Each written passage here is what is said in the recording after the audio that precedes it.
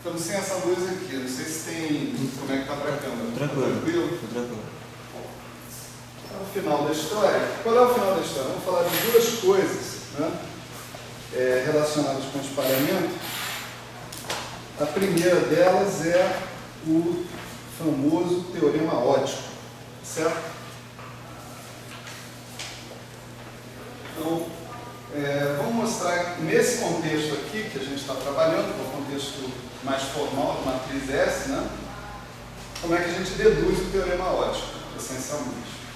E o segundo contexto ou seja, a segunda coisa que eu vou mostrar para vocês é uma conta rápida também, né, de como que a gente recupera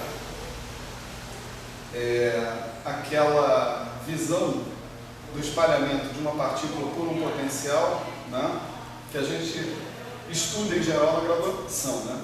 Na graduação, o estudo de espalhamento é basicamente um estudo de espalhamento elástico.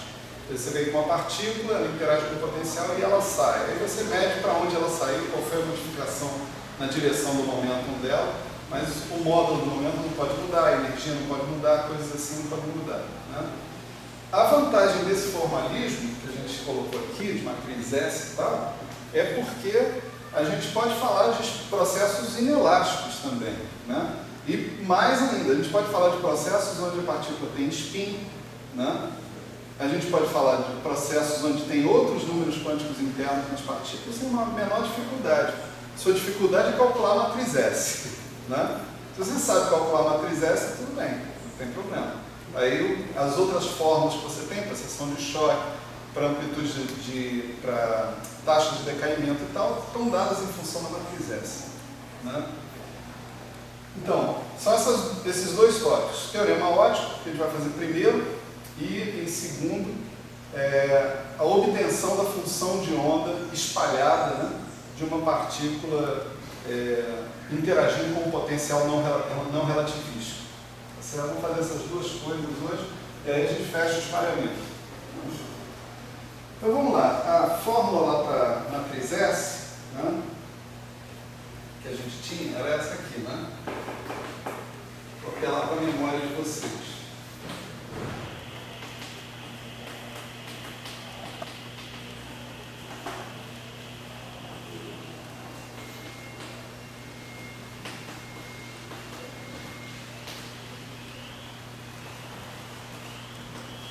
Só relembrando um pouquinho, né? Esse M beta alfa, né, era aquele T beta alfa mais, né, mas com algumas características embutidas dentro dele. Primeiro, eu tinha extraído do T beta alfa a delta de conservação de momento, tá certo? Como é que eu fiz isso? Eu supus que os estados, né, que o potencial que eu estava trabalhando era um potencial invariante translacional, né? A invariância por translações temporais, que a gente supôs desde o início, um potencial independente do tempo, conduziu a delta de energia, né? A invariância por translações espaciais conduziria a uma delta de momento também, né? Na aula passada, a gente viu também que simetrias internas podem conduzir a outras deltas, que são deltas de crônica, nesse caso, não são deltas de dia. No caso, uma delta, por exemplo, da somatória da carga elétrica total menos a somatória da carga elétrica total do estado inicial e a somatória da carga elétrica total do estado final, né? Essas duas grandezas, a carga elétrica total do estado inicial, deve coincidir com a carga elétrica total do estado inicial. E outros números quânticos conservados vão impor que existam outras deltas parecidas na matriz S. Então, a gente só singularizou, tirou, né, para fora as deltas contínuas. As deltas discretas ainda estão mantidas ali dentro, né? Outra coisa que a gente supôs sobre esse M beta alfa é que ele representa apenas processos que a gente chama de conexos, certo? Ou seja, processos onde não há interações isoladas de clusters, de partículas, né? Em outras palavras, todas as partículas do estado inicial interagem com todas as outras partículas do estado inicial. Não tem um subgrupo de partículas interagindo entre si e outro subgrupo de partículas interagindo entre si, o que daria vazão a duas deltas de conservação de momento separadas, né? Isso é uma hipótese importante para a gente aplicar o nosso método de colocar o sistema numa caixa e pegar os fatores de volume e tratar esses fatores de volume, relacionando eles com fluxo, relacionando eles com essas coisas, tá certo? Se a gente não faz isso, a gente tem dificuldade na interpretação dessas coisas, tá certo? Esse é um ponto. Então, dentro daquele M delta alfa estão contidas todas essas hipóteses que eu estou colocando aqui. Só para a gente relembrar, né? Essa expressão, inclusive tem um menos 2πi que está contido lá dentro. A nossa expressão original aqui a gente tinha menos 2πi. Estou jogando também para dentro do M delta alfa para não encher o saco. Tá certo? Bom, uma coisa importante que a gente viu é que a matriz S era unitária, né? Então a gente tinha essa condição que está aqui, ó.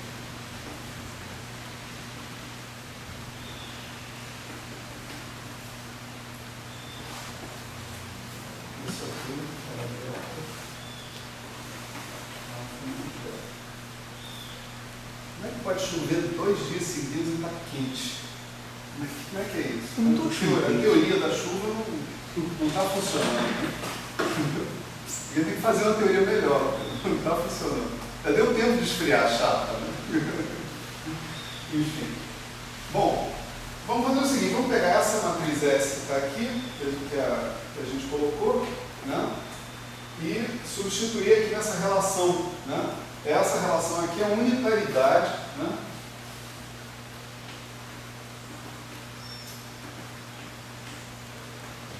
Da matriz S. Certo? Então, se eu colocar isso aqui, vamos lá, né? Devagar, integral de delta, gama menos delta, mais delta, e gama menos e delta, e gama menos e delta,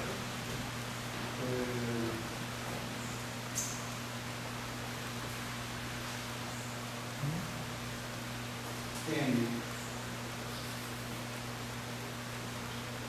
gama delta esquerda vezes, né? Delta gama menos alfa mais delta e gama menos e alfa, delta e gama menos e alfa, N gama alfa. Certo? Com os dois primeiros termos aqui, não. Delta gama menos delta, delta gama menos alfa, de gama vai dar um delta alfa menos delta, né? Aí você tem o produto desse termo por esse termo e o produto desse termo por esse termo. Né? Então, tanto num caso quanto no outro, né? O que vai acontecer, por exemplo, se você tem delta gama menos beta, delta de gama menos e alfa, delta de P gama menos P alfa, essa delta vai fazer com que em todos os momentos, né, e todas as energias que apareçam nesse estado sejam as energias e os momentos associados com o estado gama. Então, ela vai impor que o E gama seja igual ao E beta, vai impor que o P gama seja igual ao P beta, em particular. Aqui tem uma distinção para fazer, né? Entre o D gama que está ali e a delta de E gama e delta de P gama, tá certo? O que você chama de, só aqui no comentário lateral, né? Você chama, por exemplo, de P gama é P1 mais P2 mais P3 mais P N gama, né? É a soma dos momentos de todas as partículas. né? Você chama de E gama, é E1 mais E2 mais N gama, tá certo? Agora, o que você chama de D gama, né, é algo bem diferente, né? É D3P1, D3P2, D3P N gama, né? E aqui você tem ainda, eventualmente, naquela integral, né, uma soma sobre o resto dos números quânticos, sobre os espinhos, sobre as helicidades, sobre as cargas, os tipos de partículas que você tem aparecendo.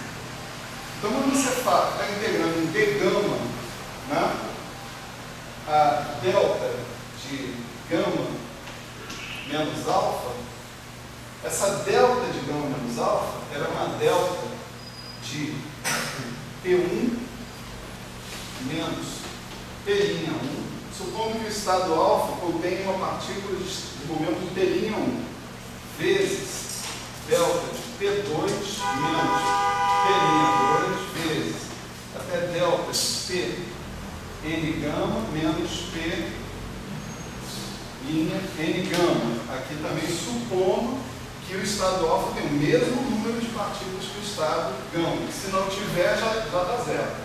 Tá certo? Nessa história. Então, essa delta de gama menos alfa é um monte de deltas. Tá certo? E aquela delta P alfa, P gama menos P beta, ou P alfa, P gama menos P alfa, é uma delta só. Mas, essa delta aqui vai implicar que P1' é igual a P1, P2' igual a P2, Pn' gama igual a Pn, né, gama. Isso significa que o P gama vai ser igual ao P alfa e que o E gama vai ser igual ao E alfa. Tá certo? Tá claro isso? Isso é uma questão formal, mas a anotação às vezes pode confundir um pouco, né? Então, quando você integra, por exemplo, isso vezes isso integrado em E gama, isso significa que o teu E gama vai ser igual, né, ao E beta, né? Ou isso vezes isso significa que o teu E gama vai ser igual ao E alfa, né? De uma forma ou de outra, você termina com delta de alfa menos E beta, ou delta de E beta menos E alfa, que é a mesma coisa, né? Então você tem dois termos, na verdade, que vão dar delta de E alfa menos E beta, delta de P alfa menos P beta, né? E aqui, um deles vai ser proporcional a N gama alfa e o outro vai ser proporcional a N gama beta, com gama igual a alfa ou gama igual a beta nos dois casos, né? Então você vai ter um M estrela N beta alfa, que é aquele lá de baixo, ou um M estrela alfa beta. Certo? Então esse é o resultado dos dois termos cruzados que a gente tem ali. E agora tem o termo esse vezes esse, né? Para trabalhar esse termo que está aqui, nós vamos observar o seguinte. Essa delta e essa delta, por exemplo, vamos pensar o contrário, pensar que essa delta e essa delta, esses caras que estão aqui, eles são uma certa função, né, de E gama e de P gama. A presença dessa outra delta, ela faz com que a função que você tem tenha que ser calculada em E gama igual a E alfa, no caso, ou em P gama igual a P alfa. O que a gente está usando é isso aqui, né? Delta f de x, delta de x, né, é igual a f de 0 delta de x. Tá certo? Então, eu tenho direito de substituir esse E gama e esse P gama por E alfa e T alfa, porque eu estou multiplicando por esse outro termo que está aqui. Tá certo? Com isso, eu obtenho um cara que é delta de E alfa menos E beta, delta de P alfa menos P beta, que sai da integral, e é um termo do mesmo tipo que esse que está aqui. Tá? Então, com isso, esse cara daqui, né,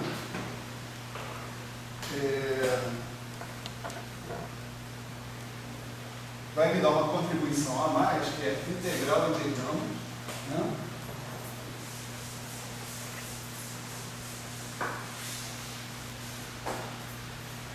integrando de m estrela gama delta m gama alfa delta de gama menos a delta delta t gama menos p delta.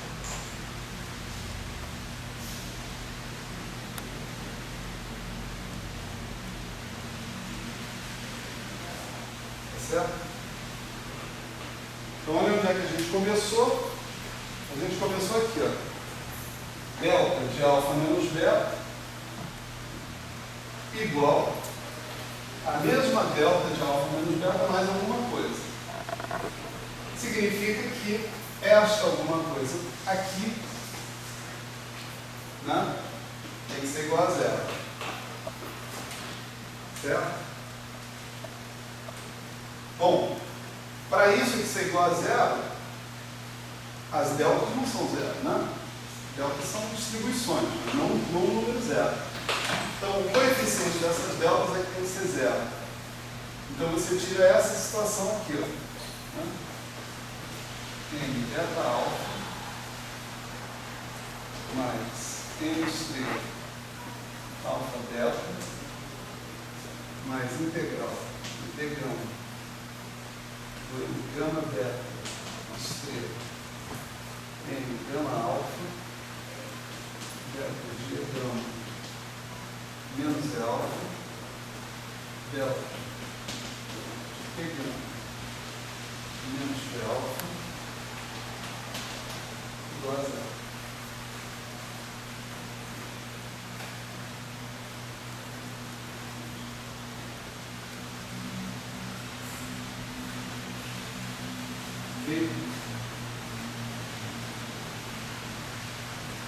Então, essa identidade que a gente obteve aí, né, é uma identidade envolvendo a matriz M, né, que é a matriz de transição, né, realmente, ela é completamente consequência da unitaridade da matriz S. Foi isso que a gente impôs ali, que a matriz S seja unitária.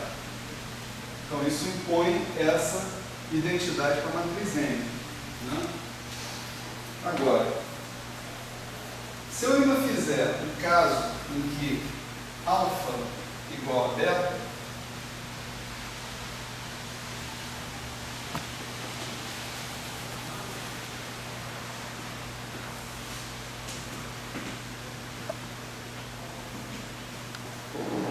se o alfa for igual a beta, o estado inicial, né, se você estiver considerando foi igual ao estado final, né, então você vai ter o seguinte.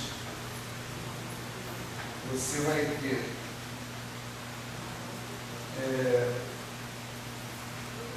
M alfa alfa mais M estrela alfa alfa, tá certo? Isso é 2 vezes a parte real, né, do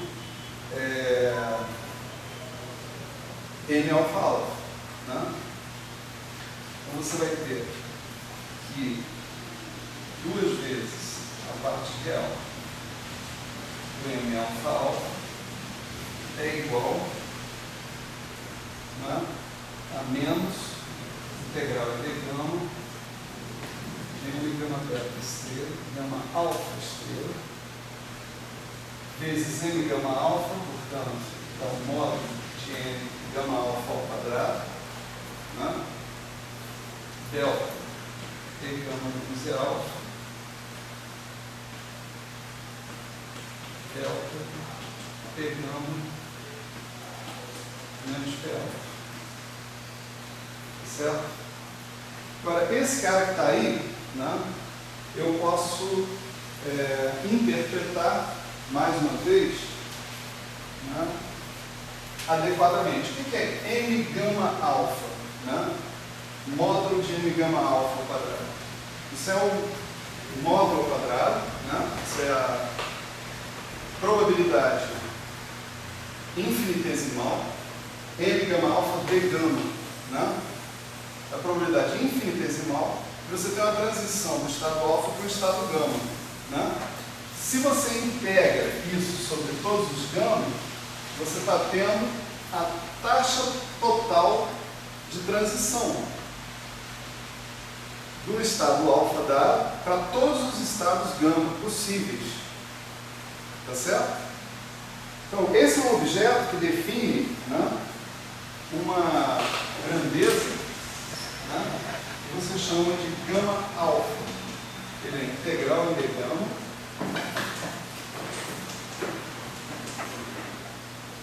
A integral sobre D gama da taxa de transição do estado alfa para qualquer estado gama. Né? Isso daqui, ele é igual a 1 sobre 2πh cortado,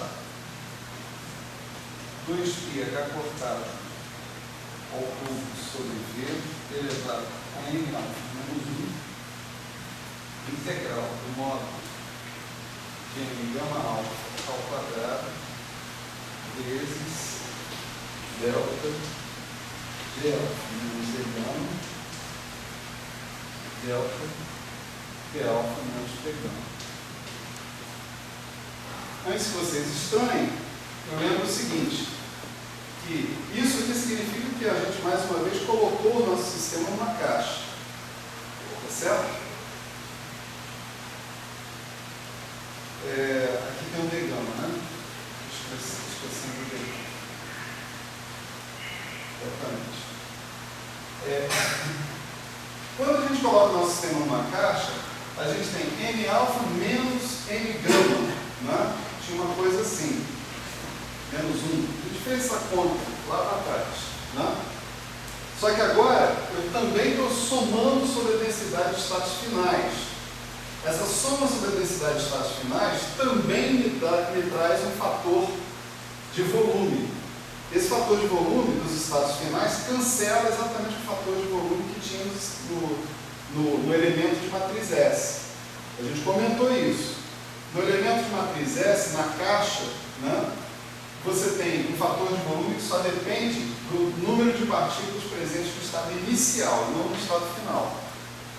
Então, essa fórmula aqui é uma aplicação da fórmula que a gente viu em geral, né, lá para trás. Portanto, esse objeto que está aparecendo aqui, ó, parará, né, ele é,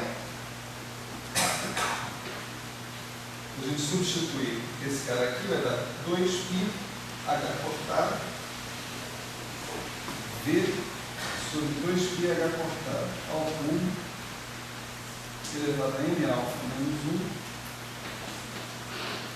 1 gama alfa. Certo?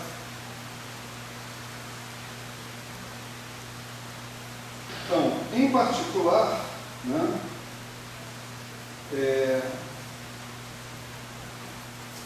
cancelando esses dois aqui, né, de um lado e do outro, certo? O que a gente obtém aqui é o que é chamado de teorema óptico, certo? Esse M alfa-alfa é chamado a probabilidade, né, ou a amplitude da transição forward, para frente. Né? Todas as partículas têm uma certa probabilidade disso acontecer. Todas as partículas simplesmente passarem, né, direto. Isso é descrito por aquela situação, M alfa-alfa. Você tem probabilidade de você sair do estado alfa para qualquer outro estado, inclusive o alfa, inclusive o próprio alfa. Né?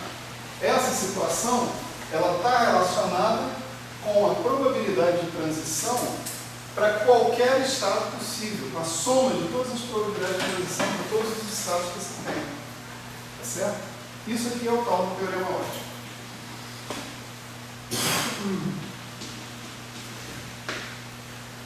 O teorema óptico, né, ele é deduzido, né, lá na teoria não relativista, né? Aqui pode ser relativista, não relativista, não interessa, né? O que a gente está considerando aqui.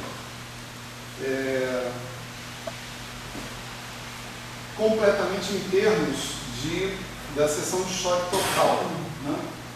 Ele expressa em termos da seção de choque total. Você vê que esse gama alfa, né? Você vai ter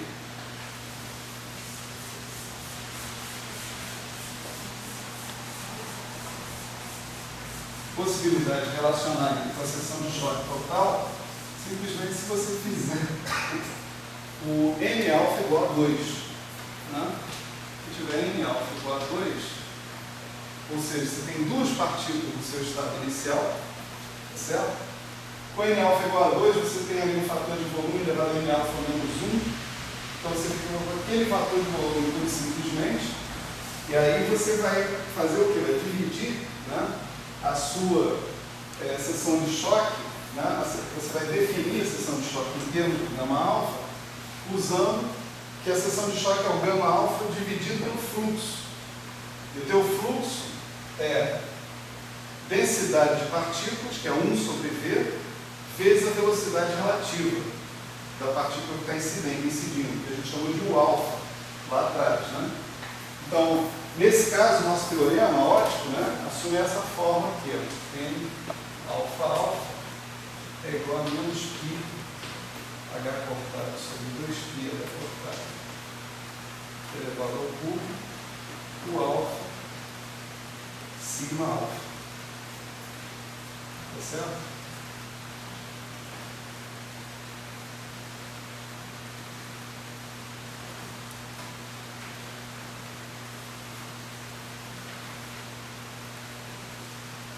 Então, beleza. Quer dizer,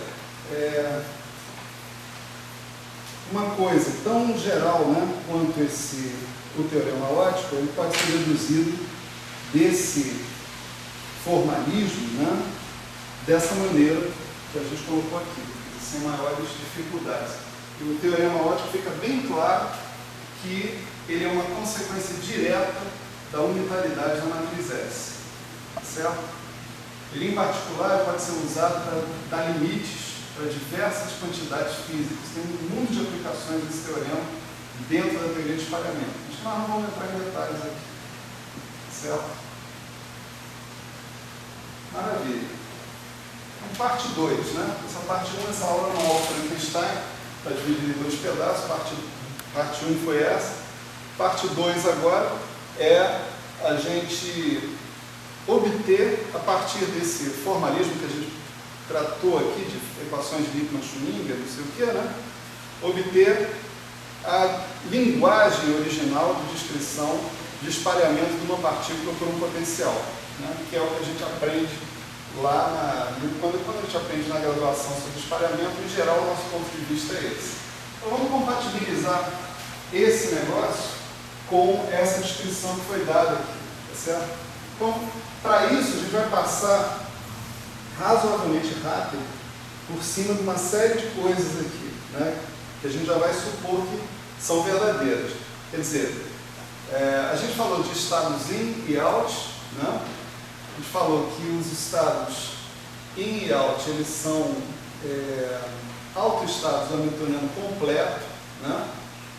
E sujeitos a condições de contorno específicos. Tipicamente, o estado in, né, um pacote de onda montado com o estado in, tende, né, a um pacote de onda montado com estados livres para t igual a menos infinito. Né? Um pacote de onda montado com estados out tende a um pacote de onda montado com estados livres em t igual a mais infinito. Né? Então, tudo isso é verdade, a gente vai apenas particularizar o que nós estamos falando, né, para o caso em que o alfa envolve apenas uma partícula. Então, nosso estado in, né, ele vai envolver apenas uma única partícula, tá certo? Essa única partícula, né, eu vou supor que, deixa eu apagar isso aqui, parte 2, né?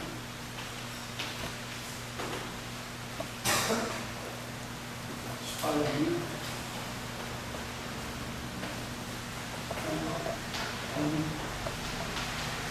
potencial. Né? Essa partícula, a gente vai supor que o estado IN associado com ela, né, ele seja tal, que a nossa hamiltoniana livre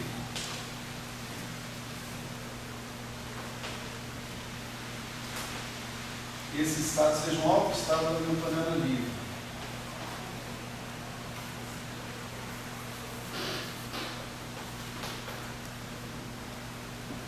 Certo? Eu estou improvisando um pouco, por isso que eu fico apagando. Né? Então, esses são os estados livres, em princípio. Né? Os nossos estados IN, né? Nós vamos supor que a gente tem conservação de energia. Então, se a energia do sistema, essa energia associada com uma partícula livre, ela vai continuar sendo a energia do sistema numa situação em que você tem um estado IN. Né? Vamos colocar, ao invés de IN, mais, né? Tá certo? Só para a gente manter a coerência com a nossa notação até agora. Esse P, né? O momento da partícula, a gente está parametrizando com H cortado K, né? Então aqui a gente tem novamente H2 sobre 2000 5K mais. A diferença daqui é que aqui você tem H0 e aqui você tem H, né? Tem energia total, newtoniana total. Então, o nosso estado IN, ele satisfaz como antes, né, uma equação do tipo Lipton-Schwinger, né? Se K mais é igual a φK mais E de K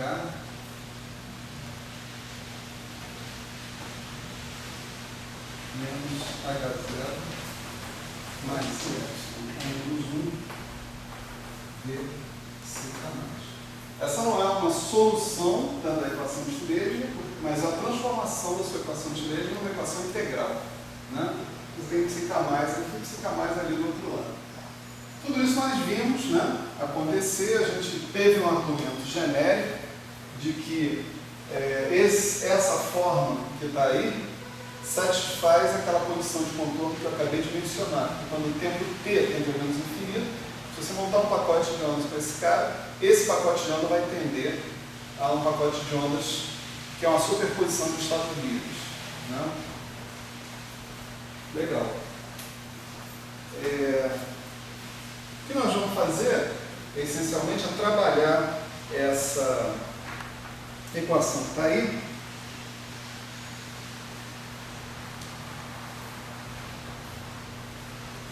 Tá certo? Para mostrar o aparecimento da amplitude de espalhamento. Aí o resto do serviço é razoavelmente simples. Né? Dá para fazer seguindo os textos básicos aí de espalhamento na mecânica quântica não relativista. Né? Então, para trabalhar isso aqui agora, nós vamos considerar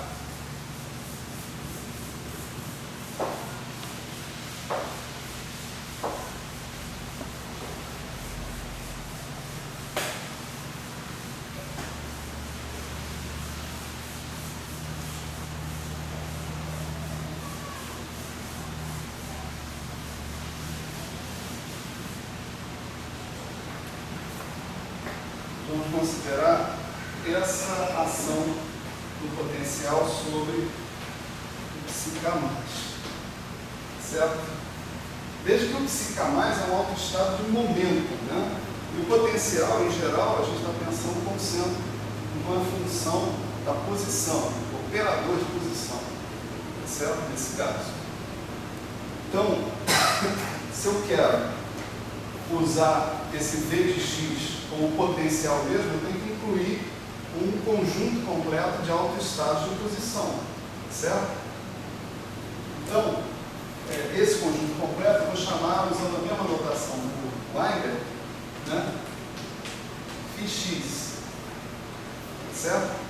Φx é tal que xi aplicado em Φx, né, é igual a xi Fx. Eles são autoestados de posição. Então, se eu coloco o conjunto completo desses caras, isso equivale a fazer isso aqui, né? Φx produz escalar de Fx com alguma coisa. Isso aí vai dar 1, né? Em tese. Então, esse produto escalar é com esse cara aqui, V se K mais, né? O V que é hermitiano pode agir aqui no Fx. Como esse Fx é autoestado de posição, o V é um V de x, esse cara vai virar uma função de x, pura e simplesmente. Então, isso vira integral do dx, Fx, V de x, e agora eu tenho Fx psi K mais, tá certo? Esse Fx psi K mais vai definir o que eu chamo de psi K mais de x, tá certo? Esse x aí é um x vetor. Eu estou colocando o vetorzinho em cima só para não complicar, né? Então, definição, né? O que eu chamei de psiK mais de x é x psiK mais, né? É isso aqui, né? X cat cima, né? Essencialmente, função de onda associada com psicanálise na outra notação. Legal.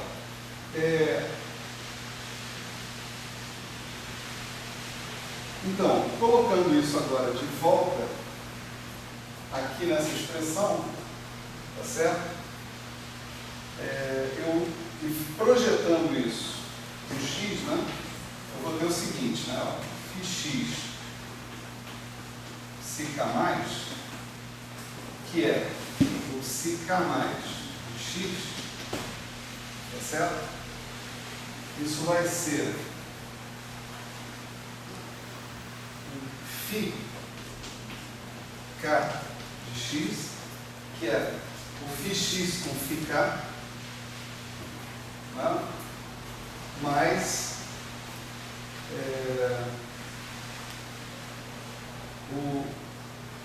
a integral mais o produto escalar do Φx com E de K menos H0 mais E menos 1 V psi K mais, certo? Só que esse cara aqui, esse finalzinho aqui, é o cara que eu acabei de trabalhar, né? Ali, né? Tá certo? Então, esse cara é o integral de 3y, φy, v de y, né? Etc e tal, né? Então, isso aqui vai me dar o próprio φk de x mais integral de 3y do φx. Aí eu tenho e de k menos h0 mais e menos 1, v psi k mais, que vai ser φy, v de y, psi k mais de y. Certo?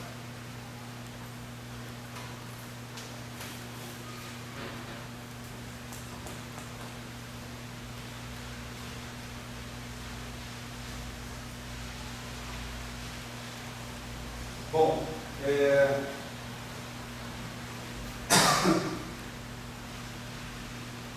psi k mais de x, v de x, são números agora.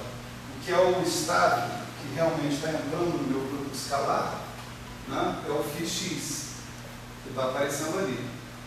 Então, eu fico aqui com o meu elemento de matriz, né, aqui eu vou botar meu parênteses exatamente aqui. Φx, aquele operador, φy. São os elementos de matriz desse operador. Como é que eu calculo isso? Φx x. Operador que depende de P, essencialmente, vai ser o E de K menos H0 mais Y a menos 1. E Y, né? Isso vai ser integral em dq, né? d3q de φx E de K menos H0 mais Y atuando no φq e no final da história, eu estou colocando uma base completa de autoestados de momento, certo? Que eu estou chamando de φq, né? φy, né? É o φq de y, né? Certo?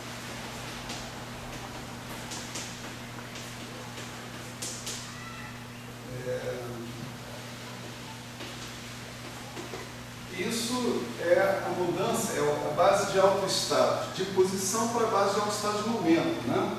Isso aqui é fora da notação do Weinberg, a gente saberia o que é, né? É isso aqui, essencialmente.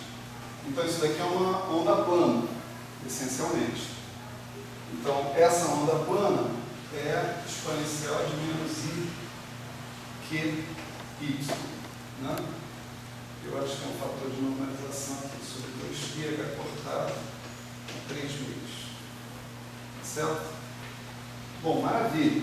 Agora, esse operador aqui pode agir nesse cara, porque esse cara é autoestado do H0. Né? H0 é P2 sobre 2n, essencialmente. Né? Então, aqui, o H0 quando no φq vai dar o E de Q. E de Q. Então, eu vou ter E de K menos E de Q mais IY. E aqui eu vou ficar com φx, φq. Vou ficar com φx, φq, que é esse cara aqui, só que associado a mais IQx sobre 2πh cortado a 3 meios. Aqui, então, os 2πh cortado a 3 meios se juntam para dar um 2πh cortado ao cubo.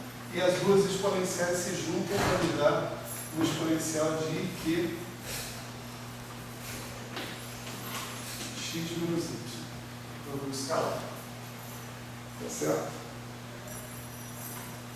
Esse objeto que está aqui, eu vou chamar de g de x menos y. Tá certo? GQ, né? No caso.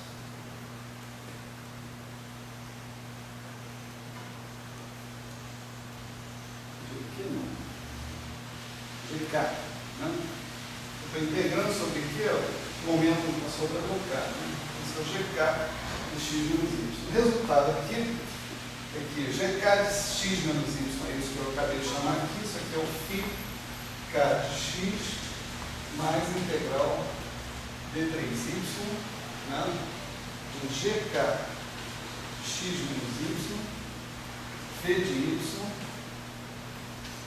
psiK mais de y. Certo? Então eu tenho uma equação integral, né, que envolve o conhecimento dessa função de Green que está aí. Né? Tá certo? Esse GK está aparecendo aqui. Vamos fazer essa conta aqui, que não é uma forma muito complicada, não. Né?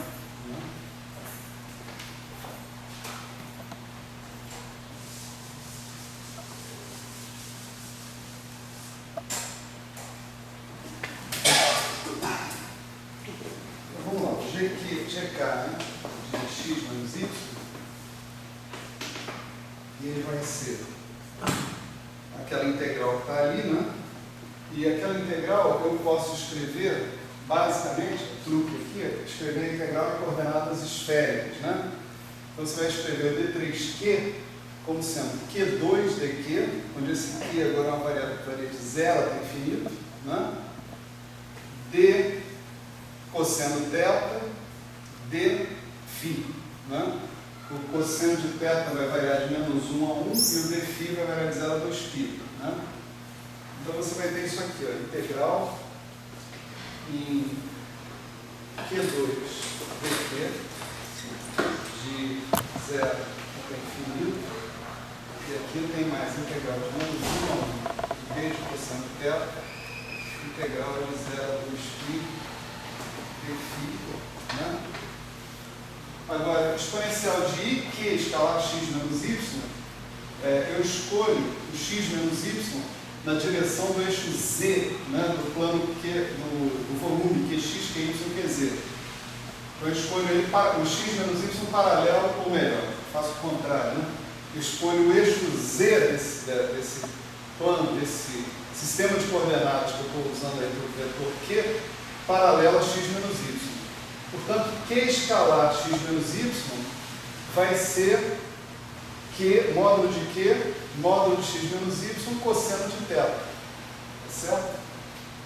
Então isso aqui vai dar exponencial de I, Q, x menos, módulo de x menos y, cosseno θ.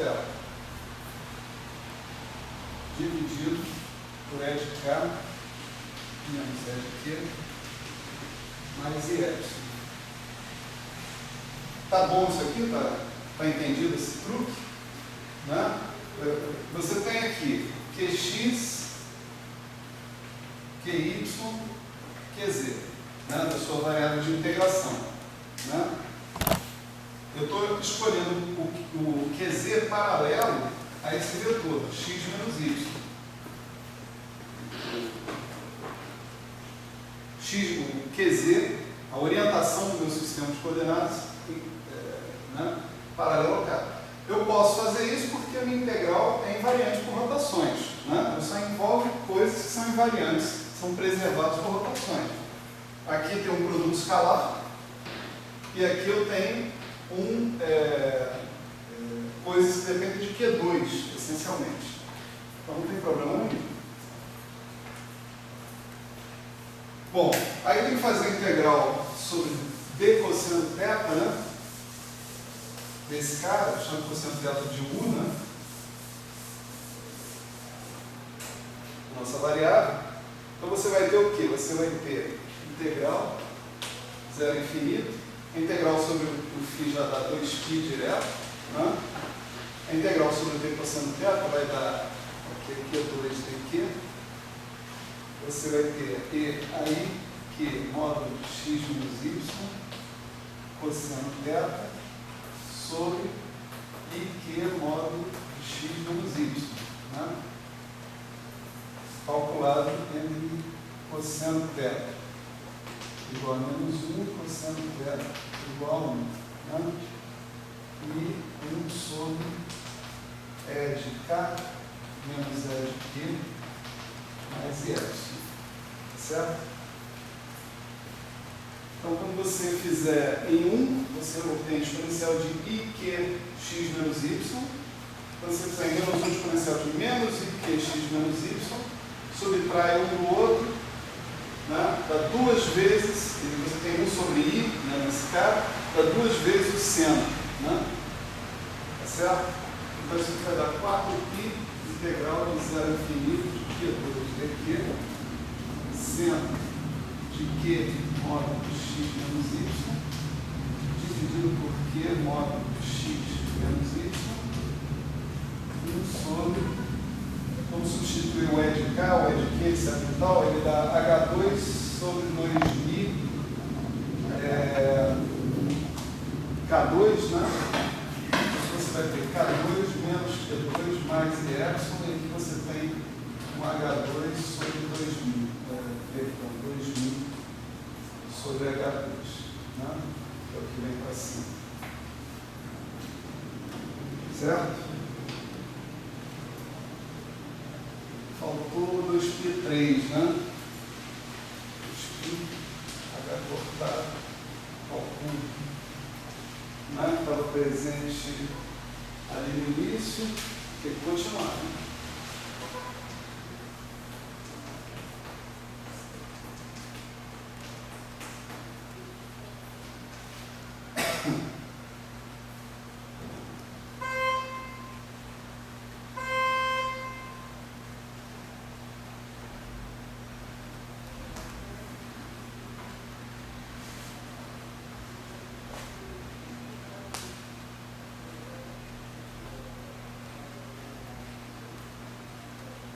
Estou com um problema de dar cortado aqui, né? Tá bom.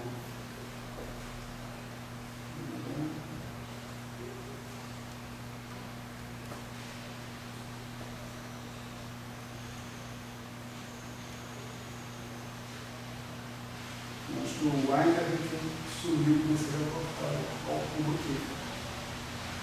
Eu vou manter ele aqui. Deixa ele aqui. Eu não estou vendo por que ele some não. Então deixa ele quieto. Né? Aparecer por ele aqui. Então,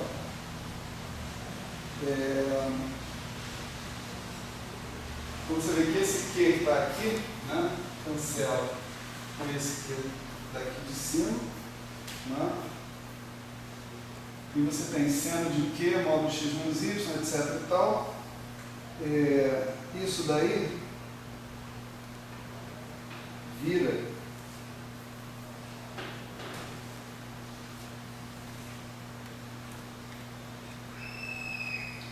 você pode agora voltar para trás, então não sei porque o cara foi para frente. Né?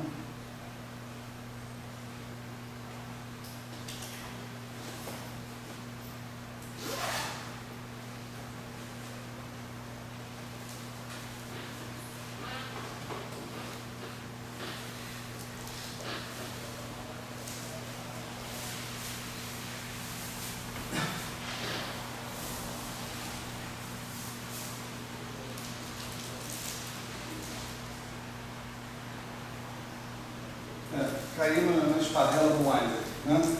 Peguei a minha exponencial e transformei em seno. Né?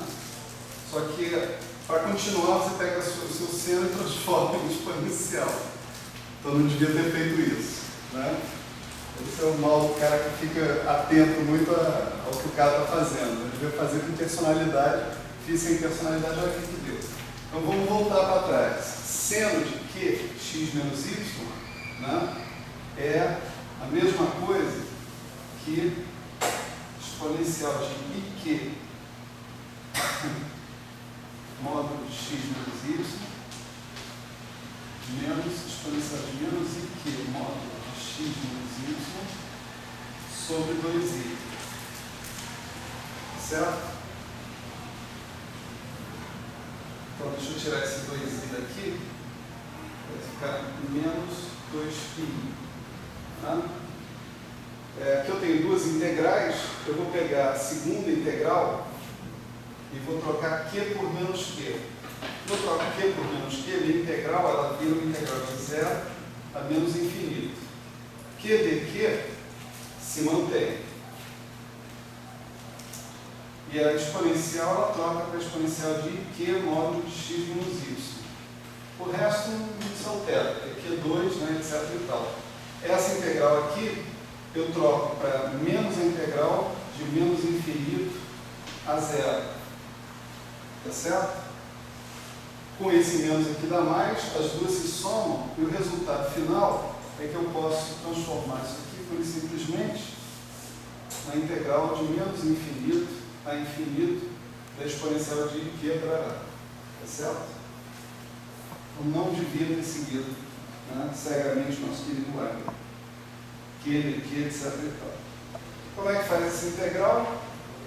Você calcula essa integral como sendo o limite de uma integral calculada sobre esse contorno do plano Q complexo.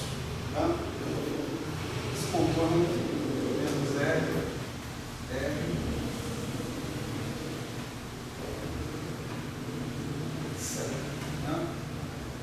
real de Q, imaginário de Q. Isso aqui é um arco de círculo, né? Tá certo? Essa parte que está aqui, de raio R também. E a ideia é que esse R vá para o infinito. Né? Posso calcular a integral quando o raio R vai para o infinito. A integral quando o R vai para o infinito é a integral de menos infinito a mais infinito na parte real, mais a integral sobre esse semicírculo lá no infinito. A integral sobre esse semicírculo no infinito converge porque a parte imaginária do Q é positiva, tá certo? Se você substituir real de Q mais imaginário de Q, isso aqui vai dar menos, vai dar um exponencial decrescente proporcional a menos a parte imaginária de Q, lá em cima. Então, isso converge lá em cima, portanto a integral vai para zero sobre esse semicírculo daqui. Né? Então você pode calcular a integral por teorema de resíduos. Né? Esse termo que está aqui, você pode escrever como K mais Q menos Y mais Y, perdão, menos Y, vezes K menos Q mais Y. Na verdade, isso, raiz de Y, não é assim, alguma coisa assim.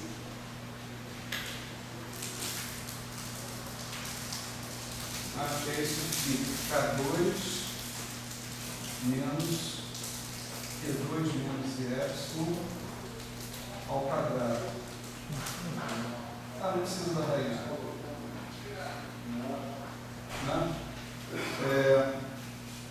Q menos Y ao quadrado. Isso daqui, por sua vez, fica Q2 menos 2Y Q mais Y2.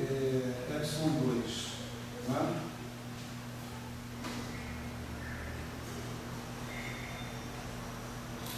O que ele fez aí foi renomear o Y. Mais ou menos. Eu tenho que garantir que esse objeto aqui continue sendo positivo. Isso é verdade?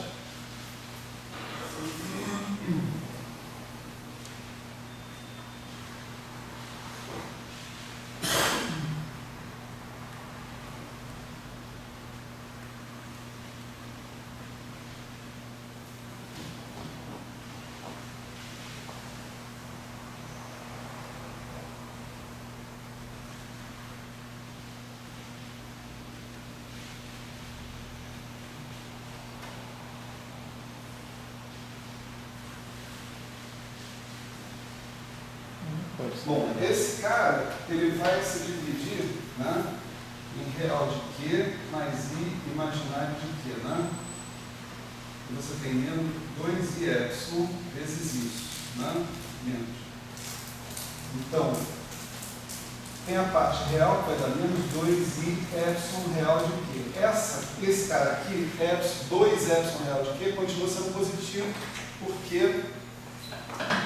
não, desculpa. Cuidado que o Q aí pode ser tanto positivo quanto negativo, então você não tem uma garantia de que o epsilon é positivo ou negativo. Não, por hipótese o epsilon é positivo.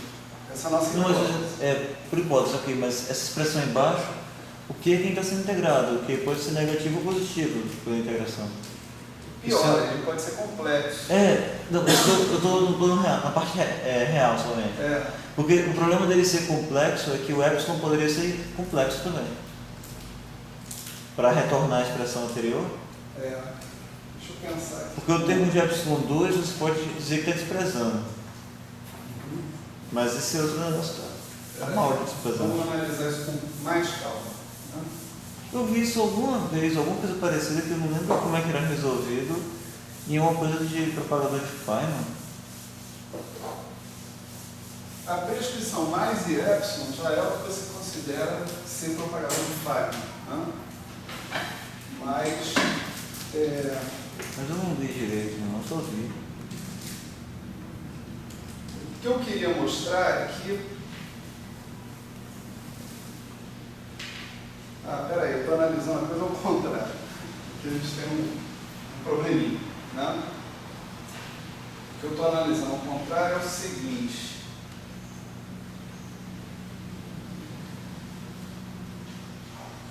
Que a integral em Q. E o polo, portanto, é no lugar fixo, é em K. Tá certo? Então é assim, tem K2 menos Q2 mais I epsilon. Eu tenho que escrever isso aqui de outro jeito. Tenho que escrever isso daqui como Q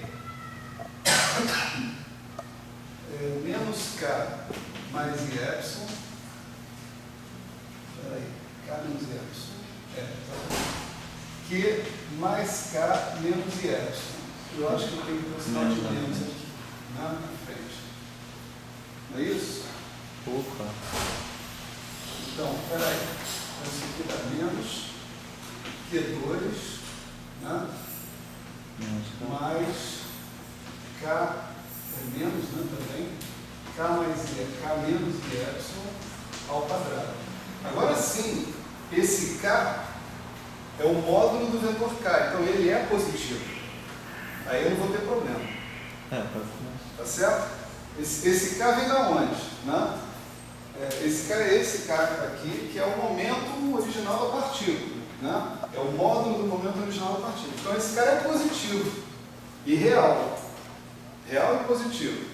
Então analisando tudo ao contrário, né? Depois edita esse negócio aí, corta. Né? Então aqui sim, esse cara agora eu posso escrever como K2 menos 2i K epsilon menos epsilon 2, não é isso? E 2K epsilon eu chamo de epsilon linha, isso aqui é positivo do mesmo jeito, sem problema nenhum. Então, eu posso dizer, eu posso fazer, né, essa mudança aqui, chamando isso aqui de epsilon linha, se eu quiser, tá certo? Que eu vou chegar na mesma coisa, né? Mas não assim, sim assim, né? Q menos K mais I epsilon, linha, Q mais K menos I epsilon, linha. Certo? Bom. Maravilha. Então, onde é que estão os polos em Q desse cara?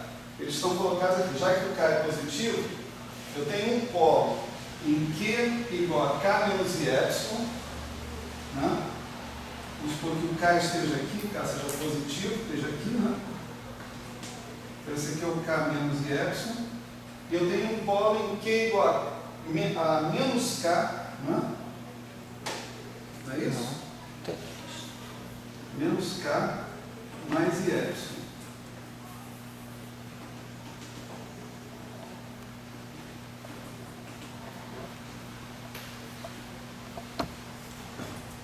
Portanto, essa integral, se ela vai coincidir com a integral original, né, basta calcular ela usando o teorema de resíduos. E aqui eu tenho um polo simples, tá certo? Nesse ponto, Q, né, igual a menos K mais I epsilon. Então, tudo que eu tenho a fazer é calcular o resíduo dessa integral nesse polo. Né? O resíduo dessa integral nesse polo vai ser 2πi, né? Resíduo. Né? Vamos continuar. Menos 2πi, integral já foi. Então, o resíduo desse cara vai ser multiplicar pelo fator que tira esse denominador daqui, tá certo? Pelo menos, né? Não esqueça. E calcular calcular no polo, né, o integrando, o resto do integrando, que é isso que está aqui vezes isso que está aqui. Né? Então, o integrando vai ser Q, aqui tem o 2π cortado ao cubo, né? Então, o Q que vai ser menos K, já estou desprezando I epsilon, tá certo? A gente vai mandar ele para zero. A exponencial de menos I K módulo de x menos y, tá certo? Sobre módulo de x menos y. E tem o denominador que é 1 sobre esse objeto que está aqui, em Q igual a menos K. Né? Q igual a menos K vai dar menos 2K, com o sinal de menos dá 2K. Aqui eu tenho 2K no meio da história. Então os nossos Ks caem fora, né? Tem Tem 2πi, né? Também. Então aqui tem um menos 2πi vezes mais 2πi. Então tem um módulo de 2πi ao quadrado, né? No meio da história. Então isso aqui está dando... E tem um 2.000 sobre h cortado. 2.000 sobre h cortado ao quadrado.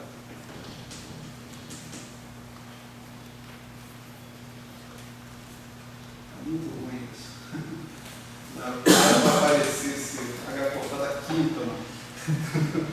Então tinha que sair h cortado em algum lugar. Então tem um 4π. Professor, o h cortado não deveria estar na exponencial, não? Não, porque eu já estou usando... Eu não estou usando momento, eu estou usando número de onda. Estou usando h cortado k. Então quando você usa número de onda é aí kx, não é aí kx sobre h cortado. Porque é tipo isso, né? Você tem E aí px sobre h cortado, né? Exato. Quando eu pego h cortado k, então acaba essa necessidade desse h cortado. Então o problema não é aí não. Tem alguma coisa que ou eu ou o y eu acho mais provável, seja eu ou esteja errando. Né? 4π2, vamos manter o erro até o final, depois a gente dá uma olhada nisso. Então aqui a gente tem 4π, 2π ao cubo, tem um h cortado aqui, estou profundamente desagradável. Né? Aqui eu vou ter um 8π2, né? Tem um 2 aqui embaixo, então eu volto para 4. Tá certo. E o sinal de menos, a gente cancelou com esse cara que está aqui. Então, a gente vai ter exponencial de menos ik, módulo de x menos y, sobre módulo de x menos y. Certo? O sinal de menos não foi cancelado. Foi? É que eu não botei o menos aqui, ó. Mas ele não tem menos aí. Esse menos que estava aqui, ele veio dessa decomposição que está aqui, só que eu reincorporei ele aqui, entende? Aqui era Q, né? Virou K, tá certo? O sinal de menos estava aqui, só que aqui é menos também. O sinal de menos estava aqui na decomposição. Quando eu faço Q igual a menos K, dá menos 2K. Dá mais 2K. Ah, exato, embaixo não tem sinal de menos, mas em cima tem. Que é menos Você K. não tem de onde? Que não fica menos K? Ah, tem razão. Isso tudo é bom. Tem razão. Não, sinal de menos a mais. Menos K. Bom, o sinal de menos está bom. Tá bom? Tá bom, deu certo. A exponencial de ik, módulo de x menos y, ok. O módulo de x menos y embaixo, ok também. Só que o fator final tem que ser... Aqui faltou o mi, né? O fator final tinha que ser 2.000 sobre 4π h cortado ao quadrado.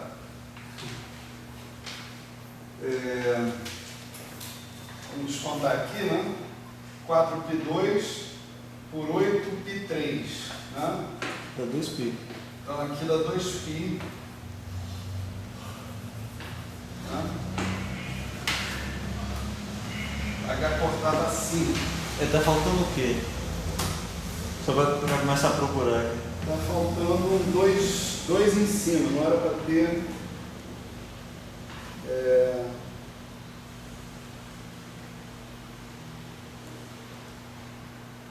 Não, está sobrando H cortado ao cubo. É isso. O resto tudo certo. Sobrando exatamente o H cortado ao cubo que eu meti ali. Será que ele existe? Será que ele não existe ali, por exemplo? Não, ele existe. Existe? Porque, o H cortado ao cubo veio daquela função de onda. Exponencial de ikx. Mas ela não é para quando essa sobre... em P? É verdade. Então, nosso querido Weinberg comeu mosca, porque ele meteu um H cortado na etapa anterior. É isso mesmo, matou. Não deveria ter esse H cortado aqui como fator de normais. Eu já apaguei ali, né? Enfim, volta aí, filho. Né? Lá atrás eu escrevi, quando eu coloquei a definição do φx, φq, eu coloquei com normalização de 2πh cortado a 3 meios. Só que como é Q, né, e não H cortado Q, não tem esse H cortado na normalização. Então esse H cortado não está presente aqui, nem aqui, nem aqui, nem aqui. E, portanto, nosso H cortado sobra ao quadrado, conforme manda a natureza. Demora, mas a gente acerta. Legal.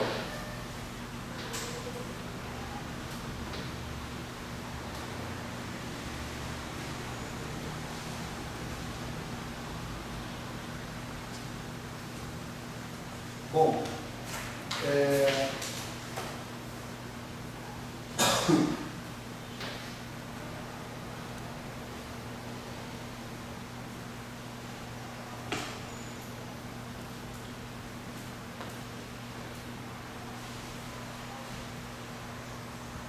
a gente encontrou essa expressão aqui, né, para a nossa função de onda, né? Se K mais x, né? Ficar mais x, ficar mais, não existe isso, né? Mais integral d3y do gk de x menos y vezes v de y sin k mais de y, né?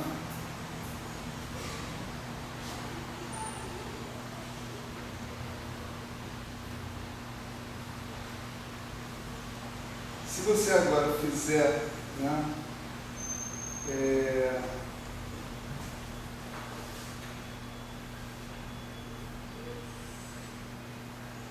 o nosso limite específico, né, quando o módulo de x tende a infinito, né, x é o quê? Né? Vamos supor, você vai montar aqui um pacote de onda, né, que está centralizado em torno do x igual a x0. Assim. Então, você vai multiplicar isso aí por g de x, né, e vai somar esses caras, né, vai integrar. Né. Então, você pode pensar, esse x que está aqui é no espaço de posição, né, é o ponto de observação da sua partícula, onde a sua partícula está, ou em volta do ponto de onde a sua partícula está. Então, num experimento de espalhamento, a gente vai fazer o quê? A gente vai medir a posição dessa partícula longe o suficiente do centro espalhador. Tá certo? Longe o suficiente do centro espalhador significa que esse x vai ser muito maior do que esse y, e, portanto, o módulo de x menos y vai tender ao módulo de x. Tá certo? Se a gente chamar o módulo de x de R, né? Então, numa situação em que o módulo de x seja muito maior que o módulo de y, o que significa estar distante do centro espalhador, ou seja, a partícula já foi espalhada. Você está só medindo aonde que ela foi parar, né? Mas você não está mais medindo, ela já é livre de novo, né? O teu sistema, ele vira uma superposição de uma onda plana, livre, né? Esse cara é um cara assim, é 1 sobre 2π elevado a 3 meios, exponencial de kx, né? Eu vou escalar aqui, né? Deixa eu ver se é mais ou menos. Mas tá certo, né? Então, esse cara que está aqui vai tender, né, a uma certa constante, deixa eu chamar de alfa, né? G de módulo de x menos y, vai tender a uma certa constante vezes exponencial de menos i k r sobre r. Tá certo? Essencialmente. Se o x for muito maior do que o y. Né? E Você colocando isso tudo aqui dentro, né, você vai ver que a tua função de onda